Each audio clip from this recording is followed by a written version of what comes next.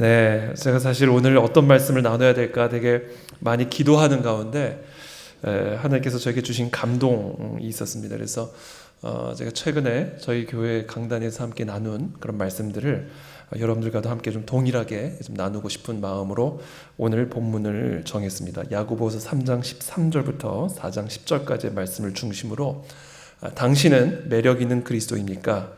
라는 말씀을 여러분들과 함께 나누겠습니다.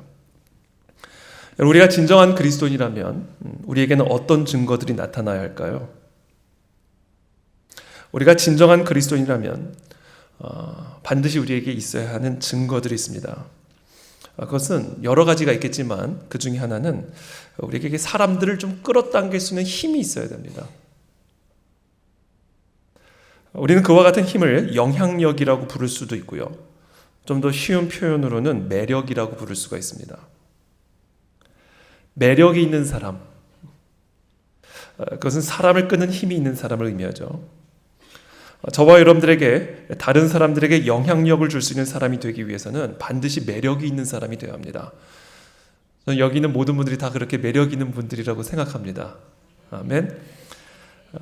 매력 있는 분들이 되시기를 다시 한번 축복합니다. 자, 그렇다면 진정한 그리스도인들에게는 어떤 매력이 있어야 할까요? 출중한 외모? 박식한 학식? 화려한 언변? 물론 그와 같은 것들 안에도 사람을 끌어당길 수 있는 힘이 있기는 있습니다. 그러나 그 힘이 너무 연약합니다. 외모는 너무 아름답게 잘생겼어요. 그런데 입만 열면 험담이고 욕설입니다. 그럼 더 이상 그 사람의 출중한 외모는 사람을 끌어당길 수 있는 힘을 가질 수가 없습니다. 어떤 사람은 언변이 기가 막히게 화려합니다. 그러나 직업이 사기꾼이에요. 그러면 그 사람의 언변에는 더 이상 사람을 끌어당길 수 있는 힘을 가질 수가 없습니다. 어떤 사람은 소크라테스도 울고 갈 만큼의 대단한 지식을 가지고 있습니다.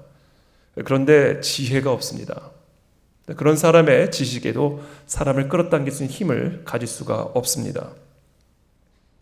이 사람을 변화시키는 힘, 그래서 이 세상을 변화시킬 수 있는 힘은 그와 같은 표면적인 개인기로부터 나올 수 있는 것이 아닙니다.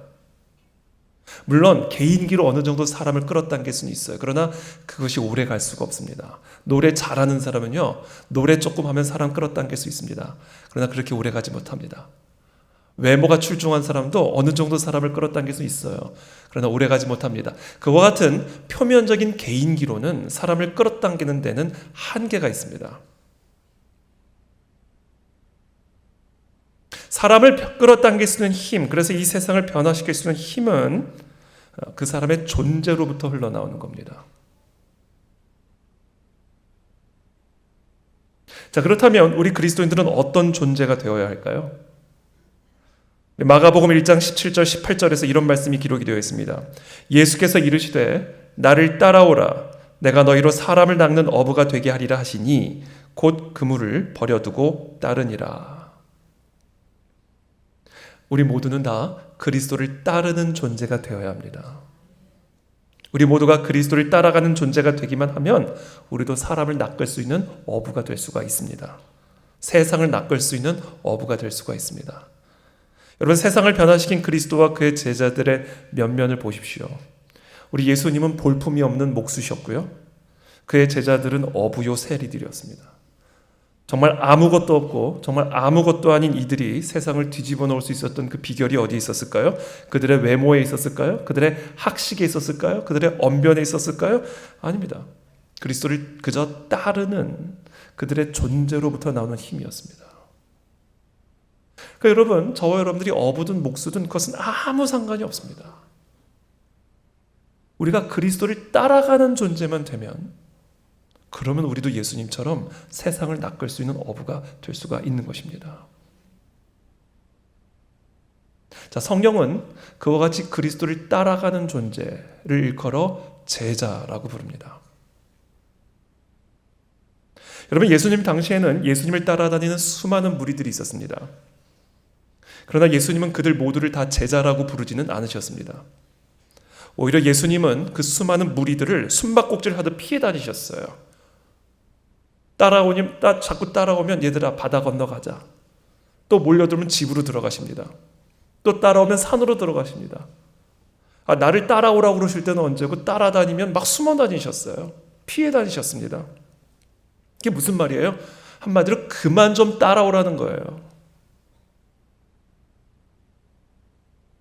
아니 따라오라고 그럴 때는 언제고 따라다니니까 그만 따라오라는 건 또 뭡니까? 여러분 이게 무슨 말씀입니까? 너는 나를 따르라 이 말씀은 내가 어디를 가든 너는 나를 따라다니라는 말씀이 아니에요. 나의 삶을 따라오라는 말씀입니다. 나의 존재를 따라오라는 말씀입니다. 한마디로 나를 닮은 사람이 되라.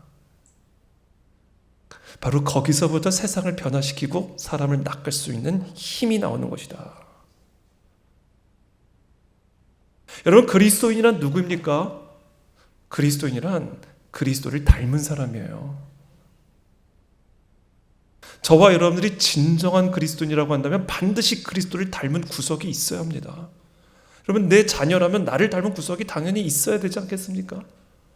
그 최후의 심판대 앞에서 하나님이 아무리 우리가 주여 주여 해도 아무리 봐도 나를 닮은 구석이 없으면 천국에 들어올 수 없다. 슬피 울며 이를 갈리라. 분명하게 경고하고 계시는 거예요. 여러분 그리스도인은 교회 다니는 사람이 아닙니다. 그리스도인은 그리스도를 닮은 사람이에요. 그러니까 저와 여러분들 안에 그리스도를 닮은 구석이 없다면 어쩌면 저와 여러분들은 그리스도인이 아닐지 몰라요. 교회에 나와 있어도. 그거는 매우 진지하고 심각한 문제입니다. 제자 훈련은 그냥 신앙교육의 프로그램의 일환이 아닙니다. 영생이 걸려있는 문제입니다. 우리가 진정한 그리스도인이냐 아니가 판가름 나는 문제입니다.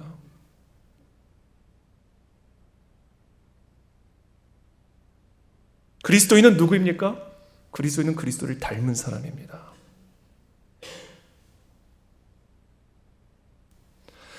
자, 그리스도인은 다음에 세 가지 면에서 그리스도를 반드시 닮아야 합니다. 저 여러분들이 그리스도인이라면 다음에 이 세 가지를 반드시 닮아 계셔야 합니다.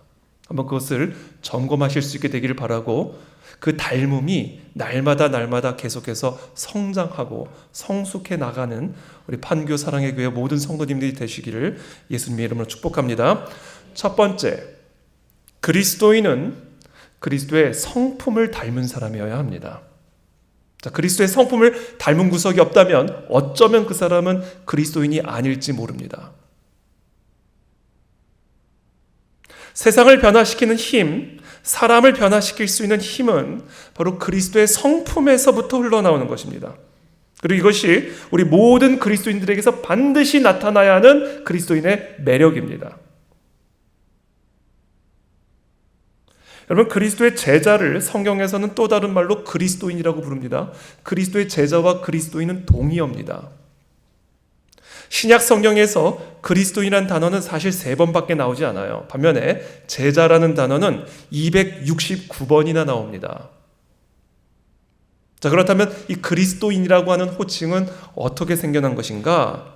사도행전 11장 24절에 보면 그리스도의 제자로 불려지던 자들이 처음으로 그리스도인으로 불려지기 시작한 그 이유가 기록이 되어 있습니다. 바나바는 착한 사람이요 성령과 믿음이 충만한 사람이라. 그래요. 성령과 믿음이 충만하면요 그 사람은 착한 사람이 되게 되어 있습니다. 믿음이 좋은데 착하지 않다? 믿음이 없는 것일 가능성이 큽니다. 어떻게 그리스도의 영이 내 안에 충만한데 착하지 않을 수가 있죠? 이에 큰 무리가 주께 더하여지더라. 그래요. 착한 사람이 되니까. 자, 그리스도의 영이 우리 안에 계시면, 내 안에 그리스도가 계시면 내가 그리스도와 같이 착한 사람이 되게 되어 있어요. 바로 그것 때문에 사람들이 더해지는 거예요. 낚여지는 겁니다. 아니 어떻게 그리스도를 닮은 사람이 착하지 않을 수가 있습니까? 여러분 착한 사람이 되시길 축복합니다. 그게 제자가 되는 거예요, 여러분. 그러면서 25절에 이렇게 말합니다. 바나바가 사울을 찾으러 다소에 가서 만나매 안디옥에 데리고 와서 둘이 교회에 1년간 모여 있어 큰 무리를 가르쳤고 제자들이 안디옥에서 비로소 그리스도인이라 일컬음을 받게 되었더라. 사실 이 그리스도인이라고 하는 이 호칭은요, 안디옥에서 살던 이방 사람들이 그리스도의 제자들을 가만히 보니까 너무 그리스도 같은 거예요. 그리스도와 같이 너무 착한 거예요. 그러니까 길게 그리스도의 제자 입에도 잘 안 붙으니까 그렇게 부르니까 크리스찬이라 부르자, 그리스도인이라 부르자, 그리스도의 사람. 그렇게 나온 게 그리스도인이라는 단어예요.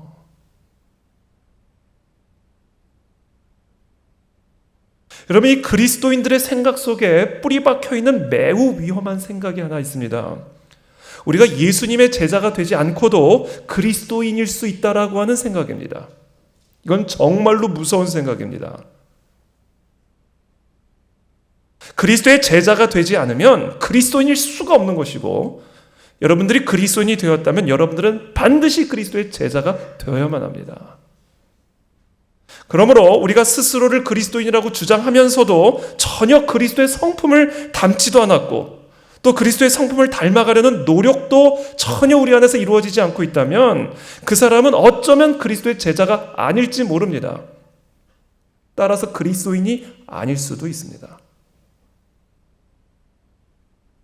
그러므로 저와 여러분들이 이 땅에서 영향력을 갈망하기 전에 그리스도의 성품을 닮아가기를 더욱 갈망해야 하는 거예요. 왜냐하면 그리스도와 같은 성품에서 사람을 낚을 수 있는 그리스도의 권능이 흘러나오는 것이기 때문에 그렇습니다. 그리스도의 성품이 이 세상을 변화시키는 그리스도의 권능의 원천이요, 샘인 것입니다. 샘에서 샘물이 나오듯 그리스도의 성품에서 그리스도의 권능이 흘러나오는 것입니다. 그렇기 때문에 오늘 이 밤에 저와 여러분들의 간절한 소망, 주님, 그리스도의 성품을 더욱 닮아가게 도와주십시오. 최근에 우리 성도님 한 분이 저한테 어떤 사역자의 사역하는 영상을 하나를 보내주셨어요. 그래서 제가 그걸 보고 이분이 정말로 하나님의 종인지 아닌지를 한번 좀 분별을 해달라고 저한테 요청을 하셨어요. 제가 그분에 대해서는 이미 익히 들었기 때문에 영상을 한 번도 본 적은 없습니다만 영상을 보지도 않고 그냥 답변을 드렸어요. 귀신이 떠나가고 질병들이 나음을 얻고 뭐 휘황찬란한 그런 놀라운 이적들이 많이 일어나는 그런 사역의 현장이었습니다. 이분이 어떤 분인지를 저한테 분별해 줄 것을 요청하셔서 제가 다음과 같이 말씀을 드렸습니다. 제가 그분을 직접 만나보기 전까지는 이분이 진짜 하나님의 사람인지 아닌지를 말씀드리기는 어렵습니다. 다만 지금 이분이 행하고 있는 이런 놀라운 이적 그거 하나만으로 이분이 하나님의 사람이라고 쉽게 단정짓지는 마십시오. 왜냐하면 그런 짓은 마귀도 할 수 있습니다. 그리스도의 권능은 그리스도의 성품으로부터 나오는 것입니다. 그러므로 제가 그분을 직접 만나기 전까지는 제가 그분에 대해서 함부로 말할 수 없고, 성도님도 단지 그분이 행하는 놀라운 이적 하나만을 가지고 그분이 쉽게 하나님의 사람이라고 절대로 단정짓지 마십시오. 마귀도 그런 짓은 할 수가 있습니다. 그리스도의 권능은 그리스도의 성품으로부터 나오는 것입니다. 저는 이 시간 저와 여러분들 모두에게 예수 그리스도의 성품이 더 풍성해지게 되기를 축복합니다. 그래서 그리스도의 권능이 더 충만하게 흘러나오는 저와 여러분들의 삶이 되시기를 축복합니다. 자, 두 번째, 그리스도인은 그리스도의 성품을 닮은 사람이고, 두 번째, 그래서 그리스도의 성품을 닮으면 그리스도의 권능을 닮은 사람이 되어야 합니다. 그리스도의 성품을 닮으면 반드시 그리스도의 권능을 닮게 되어 있어요. 요한복음 14장 12절의 말씀입니다. 우리 다 함께 한번 큰 소리를 읽어보겠습니다. 요한복음 14장 12절 시작. 안 나오네요. 제가 읽어드리겠습니다. 내가 진실로 진실로 너희에게 이르노니 나를 믿는 자는 내가 하는 일을 그도 할 것이요 또한 그보다 큰 일도 하리니 이는 내가 아버지께로 감이라. 여러분, 지금 예수님 무슨 말씀하신 거냐면, 이제 내가 아버지께로 갈 텐데 내가 아버지께로 가면 아버지께서 그리스도의 영을 너에게 보내주실 거야. 그럼 그리스도의 영이 너희 안에 거하면 당연히 내가 했던 일뿐만 아니라 내가 했던 일보다도 더 큰 일을 너희가 하게 될 거야 라는 말씀을 하고 계시는 거예요. 여러분, 우리 그리스도께서는요, 전능하신 하나님이십니다. 우리 예수님은 어떤 복잡한 문제나 어려운 문제를 할지라도 풀어내실 수 있고 해결하실 수 있는 지혜와 총명으로 가득하신 분이십니다. 예수님과 예수님의 어머니 마리아가 갈릴리 가나에서 혼인잔치에 초대를 받으셔서 참석했습니다. 혼인잔치가 무르익어 갈 때쯤에 그만 포도주가 다 떨어지고 말았습니다. 예수님의 어머니 마리아가 이 문제 해결을 예수님에게 요청합니다. 그래서 예수님께서 하인들에게 명령하십니다. 항아리에 물을 채우라. 이제는 떠서 연회장에게 갖다 주어라. 그러자 그 물이 포도주가 되었습니다. 여러분, 예수님은 하나님이십니다. 천지를 창조하신 하나님이십니다. 그분에게는 불가능한 게 없어요. 그분에게는 모든 문제를 해결할 수 있는 지혜와 총명으로 충만하신 분이십니다. 예수님께서 눈을 들어 큰 무리가 자기에게로 오는 것을 보시고 빌립에게 질문하십니다. 우리가 어디서 떡을 사서 이들에게 먹을 것을 줄 수가 있겠느냐? 빌립이 자신의 해결책, 자신의 지혜와 총명으로 해결책을 제시합니다. 각 사람으로 조금씩 받게 할지라도 200데나리온의 떡이 부족하니이다. 이어서 안드레가 대답합니다. 여기 한 아이가 있어 보리떡 5개와 물고기 2마리를 가지고 있나이다. 그러나 이것이 이 많은 사람에게 얼마나 되겠습니까? 자신의 지혜와 총명을 주님 앞에서 자랑하고 있는 거예요. 자, 이들의 대답을 들으신 후 예수님은 이 사람들로 다 앉게 하라. 그 수가 대략 5,000명쯤 되었다라고 기록을 하고 있습니다. 예수님께서는 그 떡을 가지사 축사하시고 하늘을 우러 하나님께 감사 기도를 드리신 다음에 그 떡을 5,000명에게 나누어 주시고 배부르게 먹은 다음에도 12강주리가 남았다. 이렇게 기록하고 있습니다. 여러분, 우리 예수님은 천지를 창조하신 하나님이십니다. 인간이 보기에 아무리 불가능해 보이는 문제라 할지라도 예수님께서는 모든 문제를 해결하실 수 있는 전능하신 지혜와 전능하신 총명, 권능을 갖고 계신 분이십니다. 자, 저와 여러분들에게 지금 어떤 문제가 있습니까? 예수님을 사람처럼 생각하지 마십시오. 하나님을 여러분들의 수준으로 생각하지 마십시오. 예수님은 그 문제의 크기와 깊이와 상관이 없이 모든 문제를 해결하실 수 있는 지혜와 총명으로 충만하신 분이십니다. 그래서 야고보가 지금 그리스도의 사람들에게 질문하는 거예요. 13절의 말씀입니다. 오늘 본문이죠. 너희 중에 지혜와 총명 있는 자가 누구냐? 너희가 진정으로 그리스도인이라고 한다면 너희에게는 반드시 그리스도의 지혜와 총명이 있어야 한다. 아니, 너희 안에 그리스도의 영이 있는데 어떻게 그리스도의 지혜와 총명이 없을 수가 있느냐?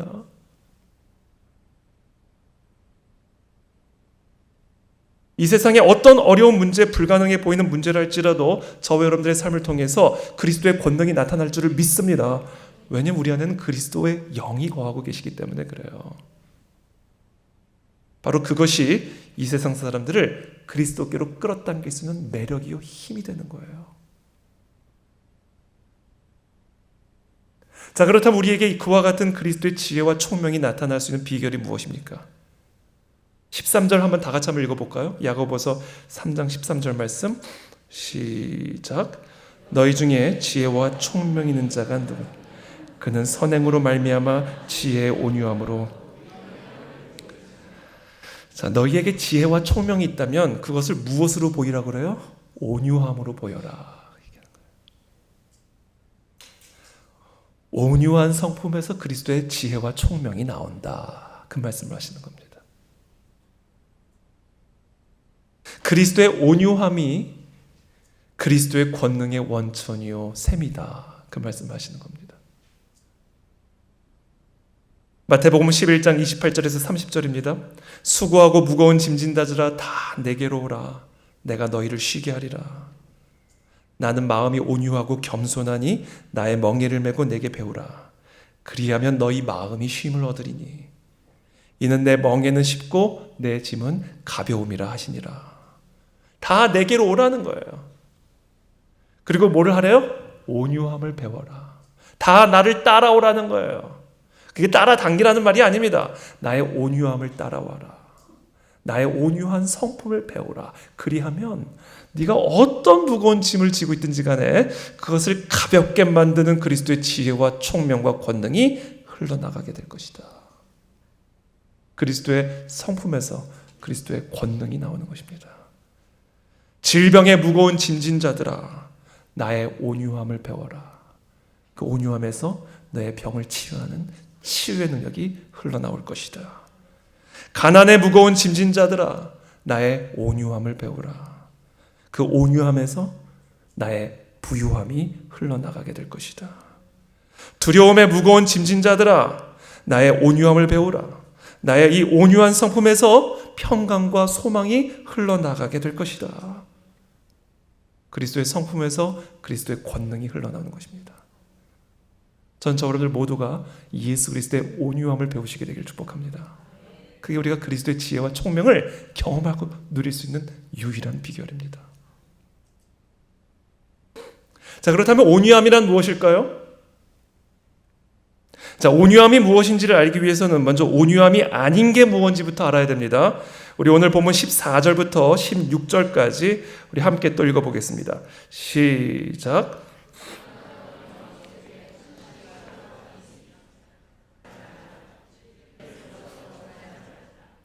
이러한 지혜는 위로부터 내려온 것이 아니요 땅 위의 것이요 정욕의 것이요 귀신의 것이니 시기와 다툼인 곳에는 혼란과 모든 악한 일이 있습니다. 이런 것들은 온유함이 아니라는 거예요. 독한 시기, 다툼, 거짓말, 이런 것들은 온유함이 아니라는 거예요. 그래서 이런 것이 있는 마음, 이런 것이 있는 공동체 안에는 그리스도의 권능이 절대로 흘러나올 수 없다라는 겁니다. 자, 그렇다면 그리스도인의 온유함이란 무엇일까요? 17절 말씀 다 함께 읽겠습니다. 시작.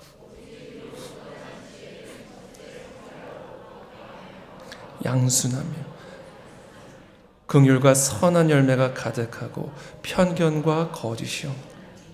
여러분, 이게 그리스도의 성품이에요.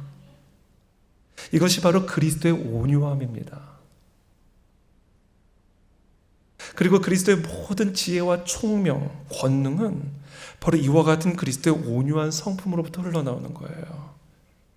자, 그런데 여기서 야고보는 이 온유한 성품의 속성들, 성결, 화평, 관용, 양순, 긍휼, 선한 열매, 편견이 없고 거짓이 없다, 이 8가지 이 온유함의 속성을 설명하면서 그 8가지 성품들을 단 하나의 성품으로 귀결시키고 있습니다. 그게 뭐냐? 바로 화평이에요. 18절 말씀 함께 읽겠습니다. 시작.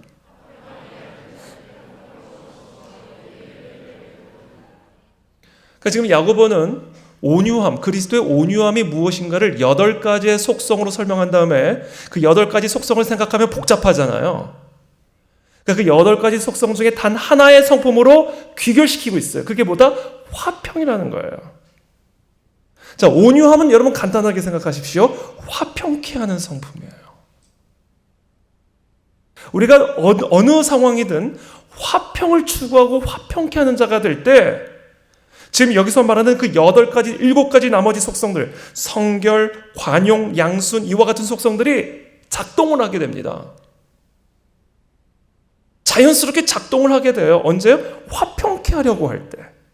관용이 작동을 하고요. 양순이 작동을 하게 되고요. 성결이 작동하게 되고요. 편견과 거짓을 없애는 것이 작동을 하게 돼요.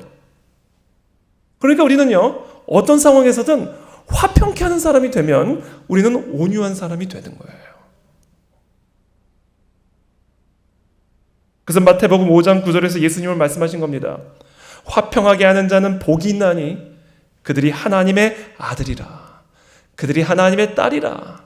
그들이 하나님을 닮은 자녀들이라 일컬음을 받으리라. 전 여기 있는 저와 여러분 모두가 화평케 하는 사람이 되기를 축복합니다. 그게 그리스도의 온유함이고 그게 그리스도의 성품이에요. 어느 상황에서든 화평케 하는 것이 그리스도의 뜻입니다. 그와 같은 성품에서 그리스도의 권능이 흘러나가게 된다. 그것이 바로 영향력이에요.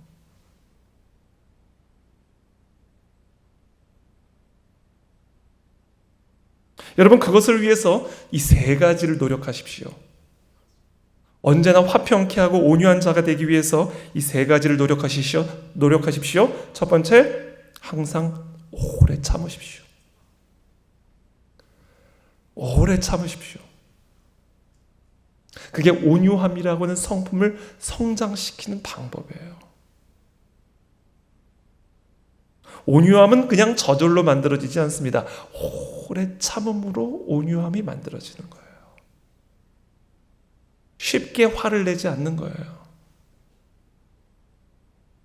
온유함은, 이 오래 참음은 하나님의 대표적인 성품이죠. 두 번째, 오래 참으려면요, 여러분들이 반드시 뭐가 있어야 되는지 아세요? 긍휼히 여기는 마음이 있어야 돼요.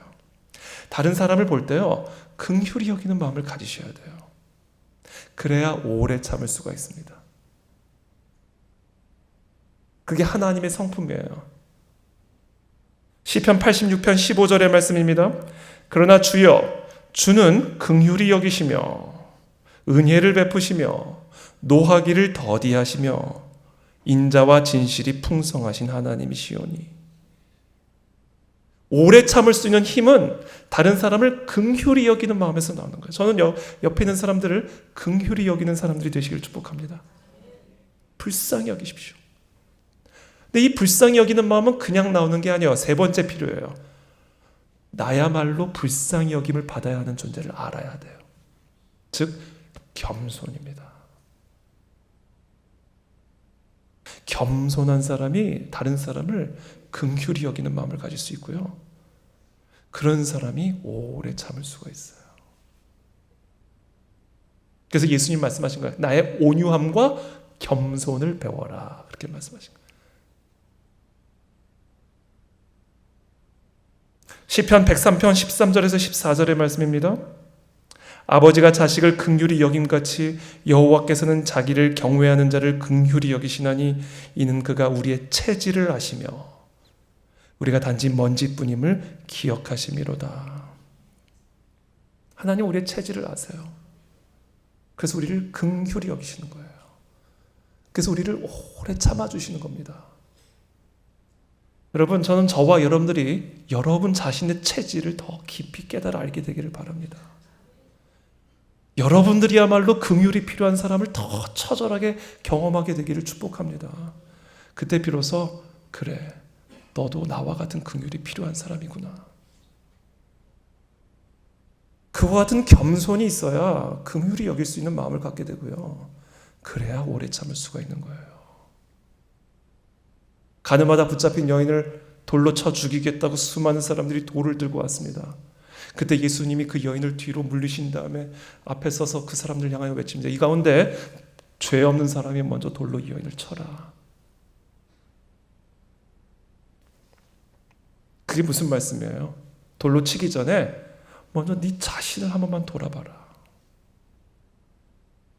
그러면 너희도 이 가련한 여인과 같이 돌에 맞아야 할 처지에 있음을 알게 될 것이다.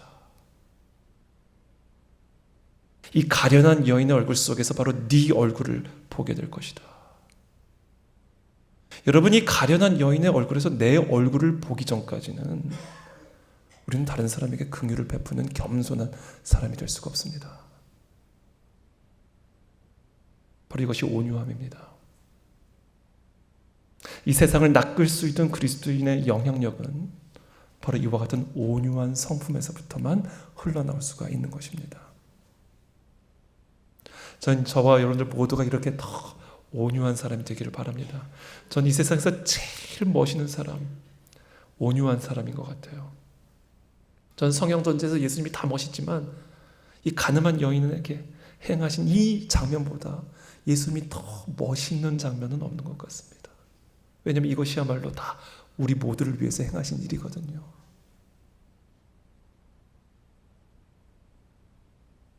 저와 여러분들이 이와 같이 그리스도의 온유한 성품을 배우게 되면 그리스도와 같은 권능을 소유하게 됩니다. 마지막으로 세 번째, 우리가 이렇게 그리스도와 같이 온유해지고 그리스도와 같은 권능을 가지게 되면요, 마지막으로 세 번째입니다. 그리스도의 행복을 닮은 사람이 됩니다. 여러분, 그리스도인은요, 그리스도와 같이 행복한 사람이에요. 그리스도인은요, 무조건 행복해야 합니다. 아니 그리스도의 영, 죽음을 이기신 그리스도의 영이 내 안에 계시는데 어떻게 내가 불행할 수가 있겠어요, 여러분?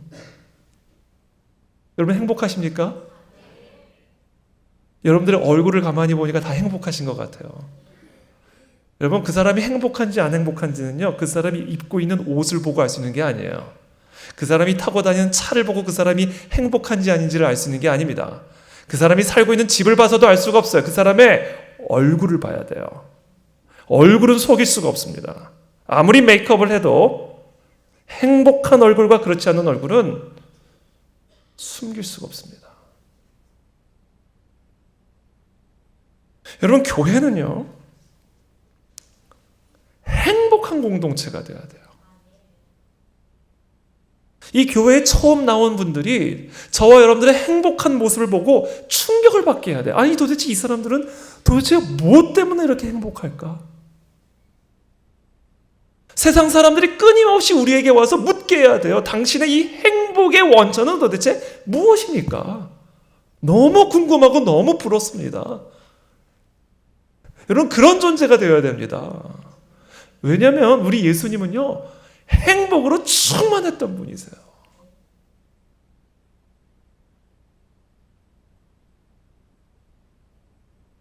그렇기 때문에 행복하지 않다?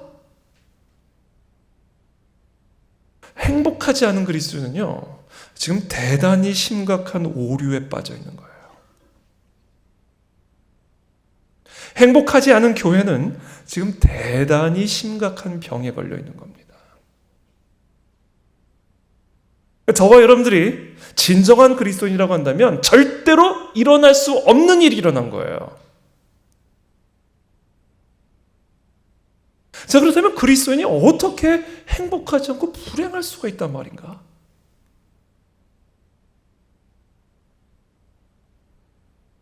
돈이 부족해서일까요? 건강이 부족해서일까요?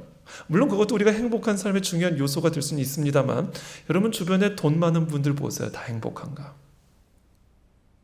건강한 분들이 다 행복합니까?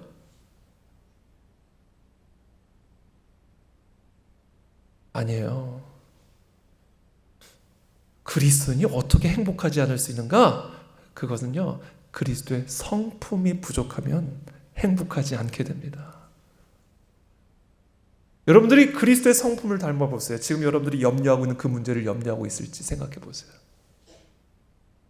여러분들이 그리스도의 성품을 닮아보세요. 여러분들이 지금 분노하고 있는 그 문제를 여전히 분노하고 있을까? 저와 여러분들이 그리스도의 성품을 더 닮아가 보세요. 지금 저와 여러분들이 두려워하고 있는 그것을 동일하게 두려워하고 있을까요? 여러분, 그리스도의 성품에서 그리스도의 권능이 나오는 것이고요, 그리스도의 성품에서 그리스도의 행복이 나오는 거예요. 그게 모든 게 다 그리스도의 성품에서부터 나오는 거예요.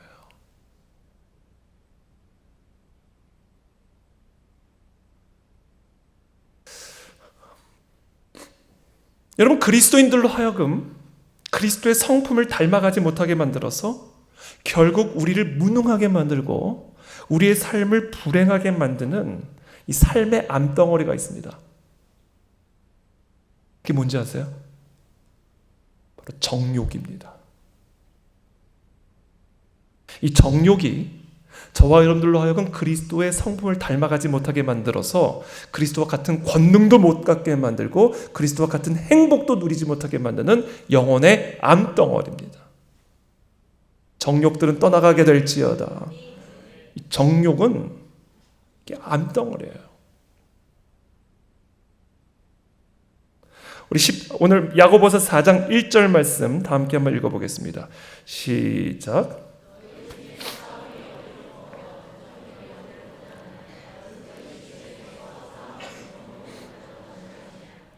자, 너희 중에 싸움이 어디로부터, 다툼이 어디로부터 나느냐? 이게 무슨 얘기냐면 너희의 불행이 어디서부터 나오느냐 그 얘기예요.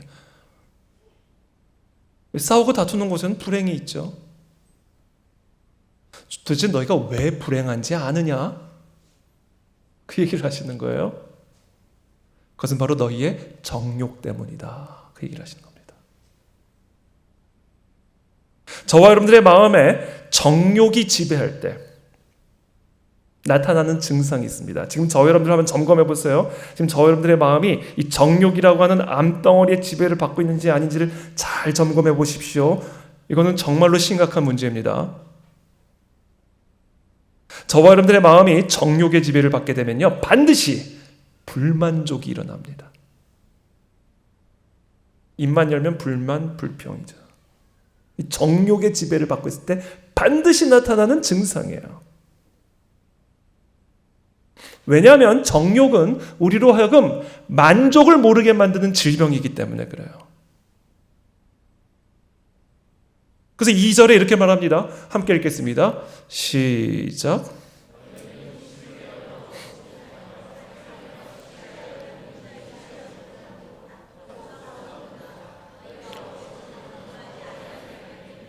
맞아요. 정욕의 지배를 받으면 여러분들이 아무리 행복을 요구하고 행복을 추구하고 원해도 절대로 얻지 못하고요. 심지어 살인을 하고 시기를 한다 해도 행복을 취할 수 없다. 한마디로 정욕의 지배를 받는 사람은 무슨 수를 써도 행복할 수 없다. 그 얘기하시는 겁니다.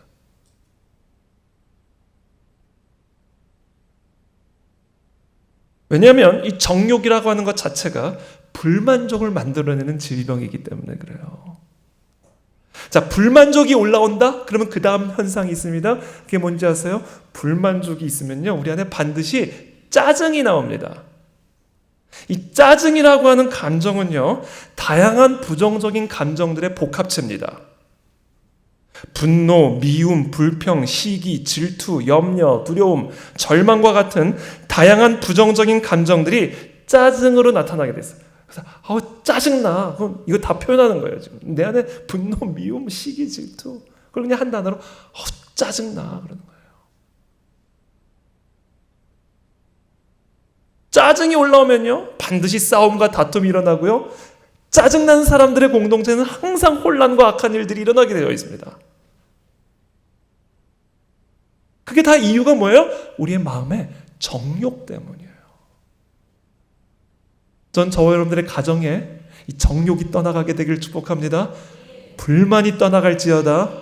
짜증의 감정들은 떠나가게 되길 축복합니다. 그래서 우리로 하여금 그리스도의 성품을 절대로 닮아가지 못하게 만드는 암덩어리예요. 그래서 절대로 그리스도의 권능이 나타날 수 없고 그리스도의 행복이 흘러나갈 수가 없습니다.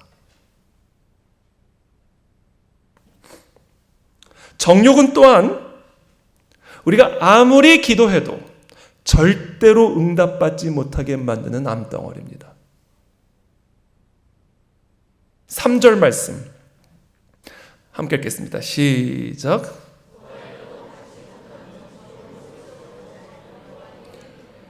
그래요, 여러분. 우리의 기도가 아무리 성경적인 것처럼 들리더라도, 아무리 우리의 기도가 하나님의 마음에 합한 기도처럼 들린다 할지라도, 아무리 우리가 새벽마다 밤마다 처리하며 금식하며 열정적으로 기도한다 할지라도 그 마음의 중심에 정욕을 가지고 기도를 하게 되면 그 기도는 절대로 응답을 받지 못합니다. 우리의 정욕은 우리의 모든 기도를 속된 말로 배려버려요. 그러니까 세상에 정욕보다 무서운 게 없는 겁니다, 여러분. 이 정욕보다 두려운 게 없는 거예요. 절대로 불행할 수 없는 그리스도인을 반드시 불행하게 만드는 게 정욕입니다. 자, 그렇다면 도대체 정욕이란 게 뭘까? 4절 말씀 함께 읽겠습니다. 시작.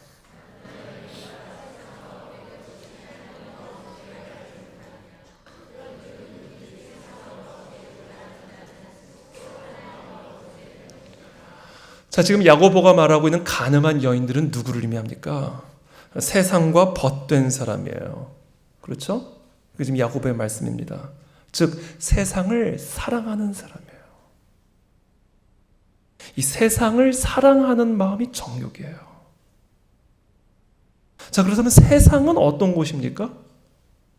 고린도후서 4장 4절에서 사도 바울이 이렇게 말합니다. 그 중에 이 세상의 신이 믿지 아니하는 자들의 마음을 혼미하게 하여 그리스도의 영광의 복음의 광채가 비치지 못하게 함이니 그리스도는 하나님의 형상이니라. 여러분, 하나님의 말씀이 우리의 마음에 비치지 못하게 딱 차단을 해가지고요, 우리가 그리스도의 성품을 닮아가지도 못하게 만들고, 그래서 그리스도의 권능도 나올 수 없고 그리스도의 행복도 흘러나오지 못하도록 딱 가로막고 있는 게 뭐라고요? 이 세상의 신이래요. 이 세상의 신이 누구예요? 귀신이에요. 사탄, 마귀입니다. 그러니까 여러분, 이 세상과 친구된 사람은 지금 누구랑 친구가 된 거예요? 마귀랑 친구가 된 거예요. 여러분, 이 세상을 사랑하는 사람은요, 지금 눈에 보기에 좋은 저 휘황찬란한 그런 세상을 사랑하는 게 아니에요. 그 세상의 신인 마귀를 사랑하는 사람이에요.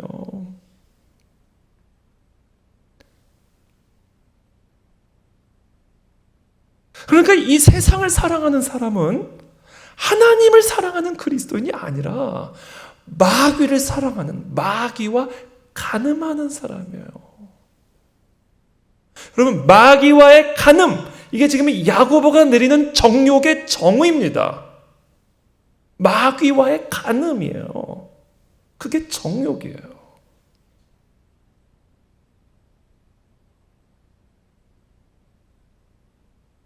그러니까 이제 여러분, 이 정욕의 심각성을 조금 이해하시겠습니까? 마귀랑 간음하는 사람이라고요, 여러분. 간음이 뭡니까 도대체? 간음이. 마귀랑 간음하는 게 정욕이에요. 그러니까 왜 정욕이 우리의 행복을 파괴하고 그리스도의 성품을 파괴하고 기도의 응답을 방해하는 것인지 여러분 이제 좀 이해가 되시겠어요? 마귀와 간음하는 그리스도인의 기도가 어떻게 응답이 되겠습니까? 마귀와 간음하는 사람이 어떻게 그리스도를 닮아가겠어요? 아니, 마귀와 간음하는 사람의 삶에 어떻게 그리스도의 권능이 나타나겠습니까? 그게 정욕이라고요.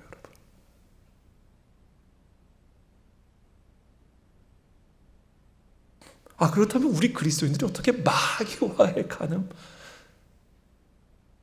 아니, 어떻게 우리 그리스도인들이 하나님보다 마귀를 더 사랑할 수 있고 세상을 더 사랑할 수 있단 말인가? 어떻게 그게 가능하단 말인가 도대체? 그 이유를 5절에서 이렇게 설명합니다. 5절 말씀 다 같이 함께 읽겠습니다. 시작.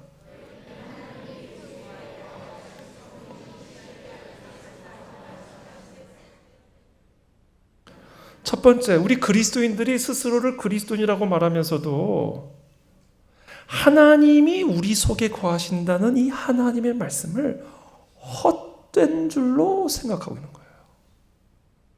이게 좀 고상하게 헛된 줄로 생각하느냐 이렇게 되었지만요, 그냥 솔직하게 그냥 편하게 말하면 너희가 지금 그리스도보다도 세상을 더 사랑하고 그리스도인이라 하면서도 마귀와 간음하는 이 황당한 짓을 벌일 수 있는 이유는 너희 안에 하나님이 거하신다는 이 하나님의 말씀을 헛소리로 생각하고 있기 때문이라는 거예요.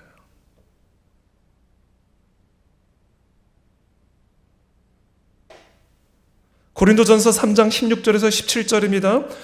너희는 너희가 하나님의 성전인 것과 하나님의 성령이 너희 안에 계시는 것을 알지 못하느냐? 우리 안에 하나님이 계신대요. 그러므로 누구든지 하나님의 성전을 너희의 정욕으로 세상을 사랑하는 마음으로 더럽히면 하나님이 그 사람을 멸하시리라.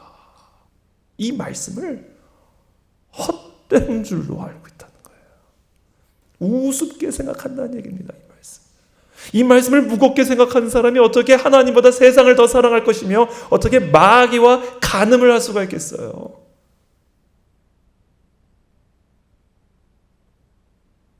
하나님이 그 사람을 멸하신대잖아요. 그 인생을. 이 말씀을 헛된 줄로 생각하고 있는 거예요.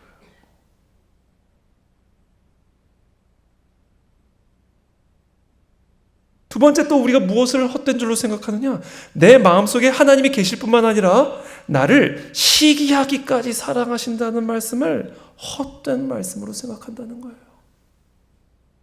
가볍게 여긴다는 거예요. 우습게 여긴다는 거예요. 나훔서 1장 2절입니다. 여호와는 질투하시며 보복하시는 하나님이시니라.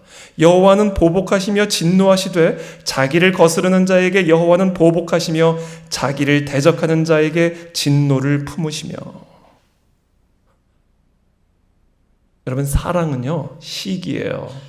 시기는요 반드시 질투를 낳고요, 질투는 반드시 보복을 낳습니다. 그분이 하나님이시래요. 이 말씀을 우습게 여기니까 세상을 사랑하는 것을 두렵지 않게 생각하는 거예요.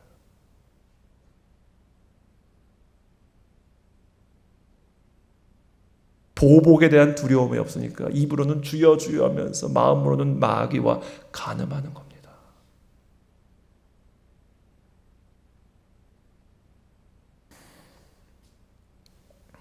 제가 존경하는 미국의 설교가 중에 한 분인 이 존 비비어라는 목사님이 계시는데요. 80년대 미국에서 아주 유명한, 세계적으로 영향력을 미쳤던 한 부흥사가 계셨는데, 이분이 그분의 선교 단체에서 횡령과 탈세, 다양한 재정적인 비리로 결국 연방 교도소에 수감이 되셨습니다. 그래서 이 존 비비어 목사님이 너무 충격을 받아가지고, 평소에 친분이 있었던 목사님이었기 때문에 그 연방교도소로 그 목사님을 이제 면회를 가신 거예요. 그래서 이런저런 안부랑 대화를 나누다가 이 존 비비어 목사님이 그 목사님에게 이렇게 질문을 했습니다. 아니 목사님, 아니 어떻게 목사님 같은 분이 이런 엄청나게 무서운 죄를 범하실 수가 있으셨습니까? 도대체 목사님은 언제부터 어느 순간부터 하나님에 대한 사랑을 잃어버리게 됐나요? 이렇게 질문하셨어요. 그랬더니 목사님이 그 질문을 듣더니 한숨을 푹 쉬시더니, 존, 나는 지금껏 단 한 번도 하나님에 대한 사랑을 잃어버린 적이 없다네. 그렇게 얘기하는 거예요. 그러니까 이 존 목사님이 또 충격을 받은 거예요. 아니, 하나님을 사랑한다는 사람이 아니 어떻게 이렇게 무서운 범죄를 범하고 지금 교도소에 들어갈 수가 있습니까? 그게 과연 말이나 되는 겁니까? 그래서 또 이 목사님이 한숨을 푹 쉬시더니, 나는 단 한순간도 하나님에 대한 사랑을 잃어버린 적도 없고 그 사랑이 식어본 적도 없다네. 단 하나님에 대한 두려움을 잃어버렸네. 내가 하나님을 사랑했지만 하나님을 두려워하지 않았네.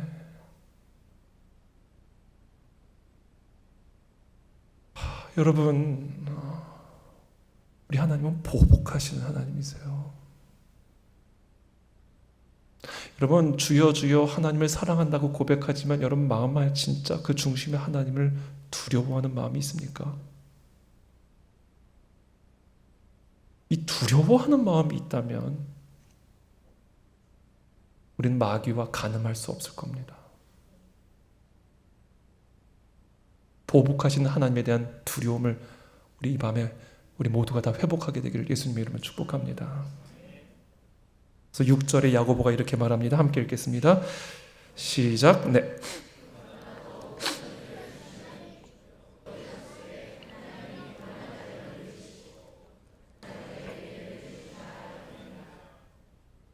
그러나 더욱 큰 은혜를 주시나니.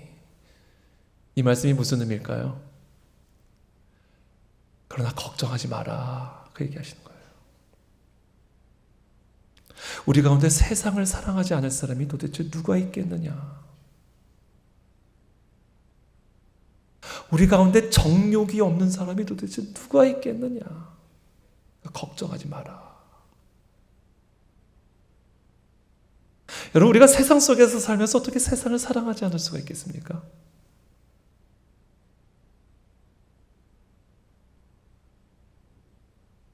여러분, 우리는 세상을 이길 수 없어요.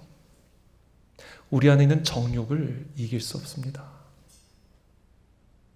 우리의 힘과 의지로는요,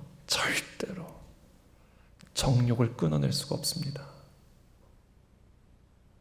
하나님은 그와 같은 우리의 연약한 체질을 너무나 잘 알고 계세요. 여러분 솔직해지자고요. 그래서 우리 하나님은요, 더 큰 은혜를 베풀어 주시는 거예요. 그런데 그와 같은 은혜를 받기 위한 조건이 있습니다. 그 조건을 뭐라고 말씀하세요? 6절에서 겸손한 자에게 은혜를 주신다. 교만한 자를 물리치시고 겸손한 자에게 은혜를 주신다. 여러분, 우리가 세상을 이길 수 있는 은혜를 얻기 위해 우리 안에 있는 이 영혼의 암덩어리인 정욕을 이기기 위해서는 반드시 은혜를 받아야 하는데, 절대로 우리의 힘으로 할 수 있는 게 아니에요. 반드시 은혜를 받아야 하는데 그 은혜를 받기 위한 조건이 있어요. 그게 뭐냐? 겸손이래요. 겸손.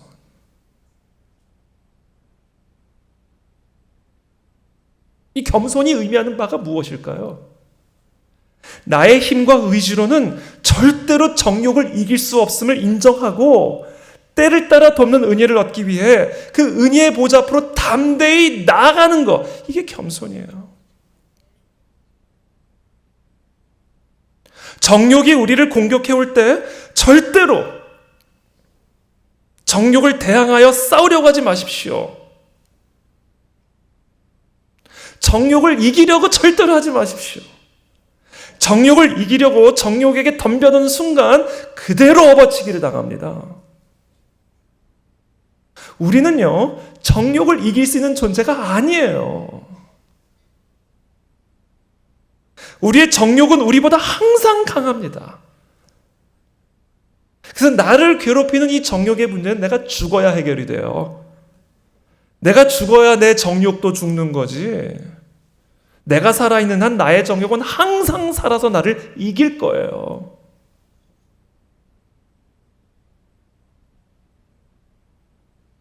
그거를 인정하는 게 겸손이에요.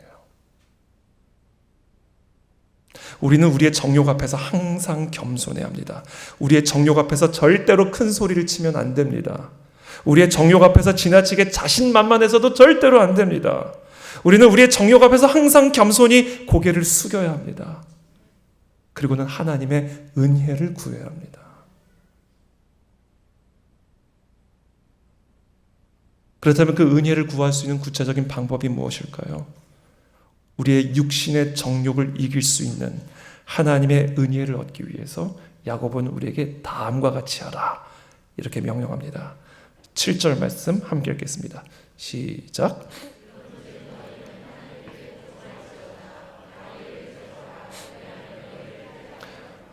뭘 하라고요? 마귀를 대적하라. 그리하면 피하리라. 여러분, 세상을 사랑하는 마음의 배후에는 언제나 마귀가 있는 겁니다. 자, 그와 같은 사실을 우리가 정확하게 알고 우리의 마음속에 세상을 사랑하고자 하는 마음의 정욕이 올라오거든 우리는 즉각적으로 마귀를 대적해야 돼요.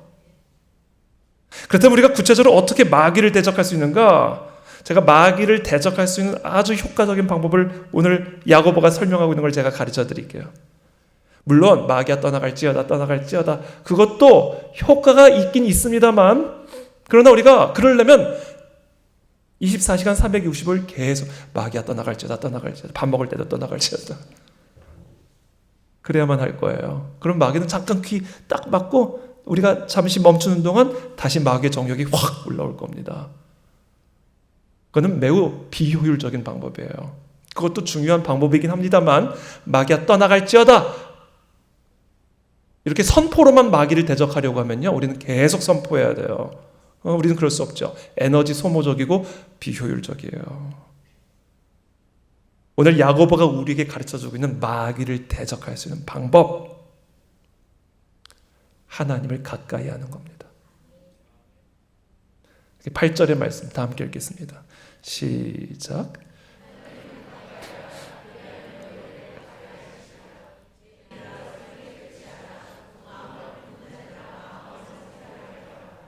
하나님을 가까이 하라는 거예요. 마귀를 대적하기 위해서 마귀랑 상대하지 마십시오. 하나님께 가까이 가십시오. 그럼 하나님이 우리를 가까이 하실 것입니다. 하나님이 우리를 가까이 하시면 마귀는 자연스럽게 떨어져 나가게 되어 있어요. 그렇게 되면 정욕도 떠나가게 되는 겁니다. 하나님을 가까이 하는 거예요, 여러분. 그럼 하나님을 가까이 하는 방법은 뭘까요? 하나님의 말씀을 가까이 하는 거예요. 말씀을 가까이 하는 것 외에는 다른 방법이 없습니다. 우리 교회 성도님들에게는 우리 교회 표가 하나 있습니다. 좌큐우통. 이게 뭔지 아세요? 왼손엔 큐티책, 오른쪽엔 통독표. 좌큐우통. 말씀이신 하나님, 그 하나님을 가까이 하기 위한 유일한 방법은 하나님의 말씀을 가까이 하는 거예요. 여러분, 하나님의 말씀 가까이 하고 계십니까? 주 야로 여호와의 율법을 묵상하고 계십니까? 말씀을 가까이 하는 만큼 하나님을 가까이 하는 겁니다. 그리고 말씀을 가까이 하는 만큼 마귀는 우리로부터 멀어지게 될 것입니다.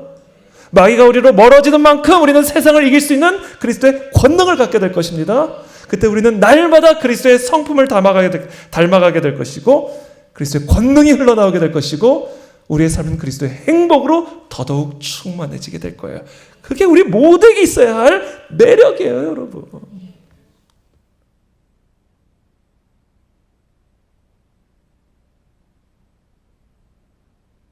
(5분만) 제가 말씀 더 나누고 말씀을 맺겠습니다. 1800년대에 수많은 고아를 돌보느라고 여념이 없었던 조지 밀러 목사님, 건강이 좋지 못했고 경무에 시달리면서 스트레스로 고생했습니다. 어느 날 그분이 자신의 일기에 이렇게 썼습니다.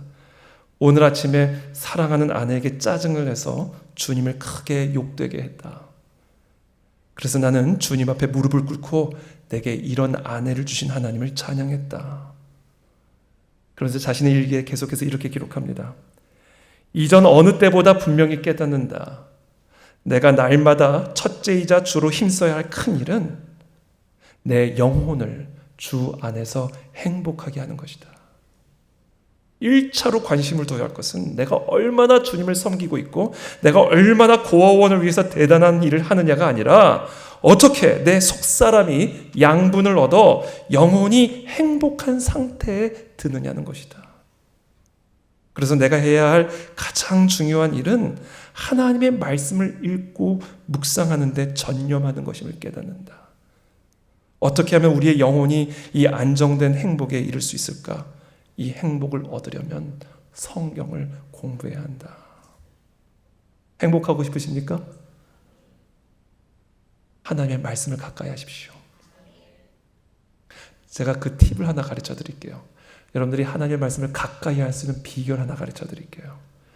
저는요, 세상에서 제일 좋은 직업이 목사 같아요. 저는 원래 갑자기 할 말이 많아지는데 제가 절대로 하지 않겠다는 것 3개가 있었습니다. 첫 번째, 신학 공부는 안 한다.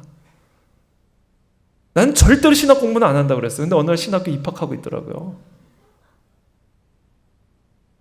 제가 신학교를 공부하면서도 제가 하나님 앞에 다짐하고 또 다짐했던 게 있어요. 난 신학은 공부를 해도 목사는 안 한다. 근데 어느 날 목사 안수를 받고 있더라고요. 제가 목사 안수를 받고는 진짜 하나님 앞에 결판했습니다. 하나님, 목사는 해도 개척은 안 합니다. 저 그랜드슬램 다 했습니다. 3가지를 다 했어요. 근데 하나님이 왜 나에게 목사를 시켰는지 알았어요. 이보다 더 좋은 직업이 없어요. 왠지 아세요? 우리 박준호 목사님도 마찬가지시겠지만 목사님들은요, 항상 말씀을 가까이 합니다. 여러분, 믿거나 말거나. 왜냐면 우리는 항상 말씀을 가르쳐야 되거든요. 그러니까 우리가 진짜 말씀을 가까이 하는 목사님, 정말로 온전한 목사님이라면요, 행복하지 않을 수가 없어요. 그래서 제가 여러분들에게 행복할 수 있는 비결을 하나 가르쳐 드리는 거예요. 다 목사가 되시길 축복합니다. 근데 우리가 다 목사라는 것을 세속적인 방식으로 직업이라고 말할 수는 있겠지만, 그러나 이게 목사의 하는 일이 뭐예요? 말씀을 가르치는 사람이잖아요. 여러분, 저는 우리 판교 사랑의 교회 우리 모든 성도님들이 말씀을 가르치는 분들이 되시길 축복합니다.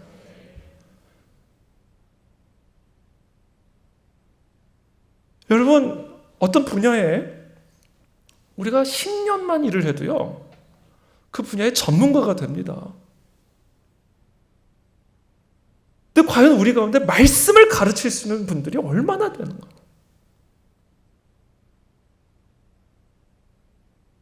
특별히 저는 여기 계신 우리 남성분들에게 특별히 더 도전을 좀 하고 싶어요.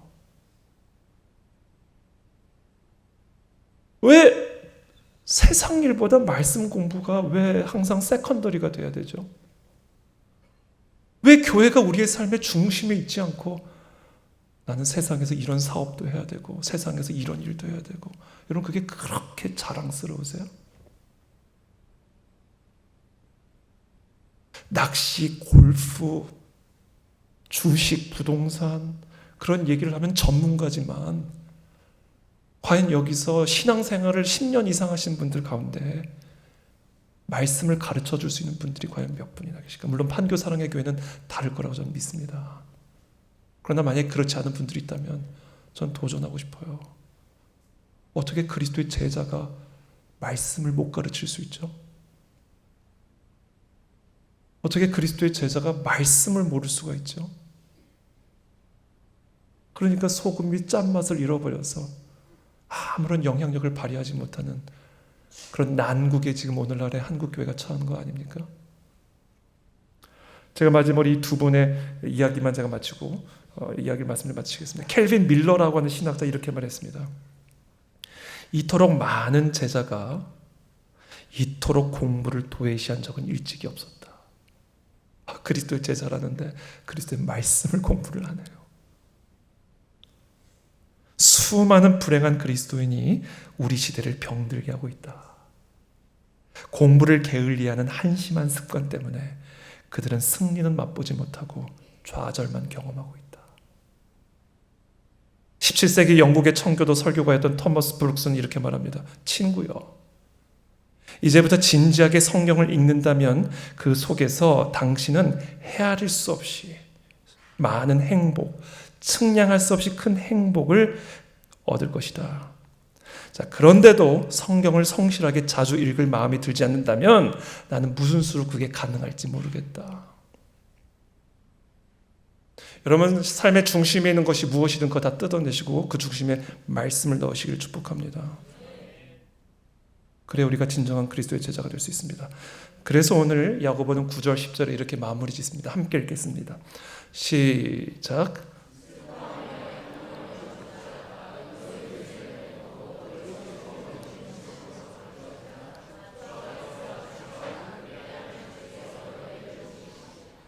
골프 얘기로 즐거워하시는 분들 애통해 하시면서 그 골프의 자리에 하나님의 말씀을 넣으시길 축복합니다. 부동산 얘기를 하면서 시간 가는 줄 모르고 계시는 분들이 있다면 그 입술에 하나님의 말씀을 집어넣으셔서 애통해 하시길 바랍니다. 우리의 삶의 우선순위에 전환이 일어나지 않는 한 우리는 절대로 그리스도를 따라갈 수 없고, 그리스도를 따라가지 않는다면 저와 여러분들은 그리스도인이 아닙니다. 우리 판교 사랑의 교회 모든 성도님들이 진정한 그리스도를 따르는 제자들이 되시기를, 그래서 그리스도처럼 온유하고 그리스도와 같은 권능을 가지고 행복한 삶을 사심으로 이 땅에 많은 영혼들을 낳는 그런 그리스도의 어부가 되시기를 예수님의 이름으로 축복합니다.